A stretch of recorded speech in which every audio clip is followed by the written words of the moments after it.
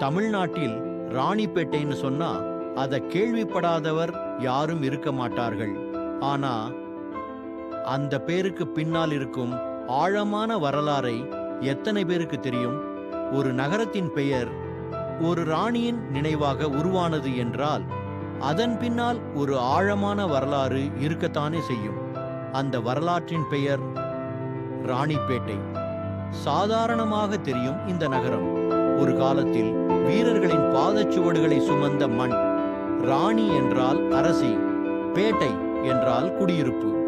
ஒரு ராணியின் பேரில் உருவானது இந்த இடம். அதனால்தான் இந்த நகரம் ராணிப்பேட்டை. 16ஆம் நூற்றாண்டு தென்னிந்தியாவை ஆட்சி செய்தது விஜயநகர பேரரசு. அந்த காலத்தில் இந்த பகுதி ஒரு முக்கியமான இராணுவ தளமாக இருந்தது. வீரர்கள் வந்தார்கள், குதிரைகள் ஓடின, ஆயுதங்களின் ஒலி இந்த மண்ணில் ஒலித்தது. பாதுகாப்பிற்காக ஒரு வலுவான கோட்டை கட்டப்பட்டது. பாலாறு ஆற்றின் அருகே அமைந்த அந்த கோட்டை எதிரிகளை தடுக்க, நாட்டை காக்க.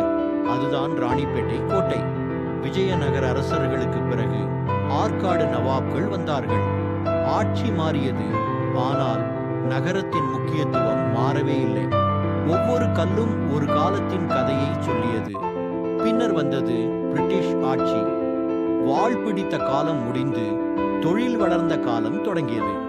தோல் தொழிற்சாலைகள், சாலைகள், ரயில் பாதைகள். ராணிப்பேட்டை மெதுவாக ஒரு தொழில்துறை நகரமாக மாறியது. இன்று ராணிப்பேட்டை என்பது வரலாறும் வளர்ச்சியும் ஒன்றாக வாழும் நகரம். ஒரு காலத்தில் வீரர்கள் நடந்த மண், இன்று உழைப்பாளர்கள் உருவாக்கும் எதிர்காலம். காலங்கள் மாறின, ஆட்சிகள் மாறின, ஆனால் இந்த மண்ணின் நினைவுகள் மாறவே இல்லை. ஒரு ராணியின் பேரில் உருவான நகரம் இதுதான் ராணிப்பேட்டை. இந்த வீடியோ உங்களுக்கு பிடித்திருந்தால் லைக் செய்யுங்கள், ஷேர் செய்யுங்கள், சப்ஸ்கிரைப் செய்ய மறக்காதீர்கள். மீண்டும் இன்னொரு வரலாற்று கதையுடன்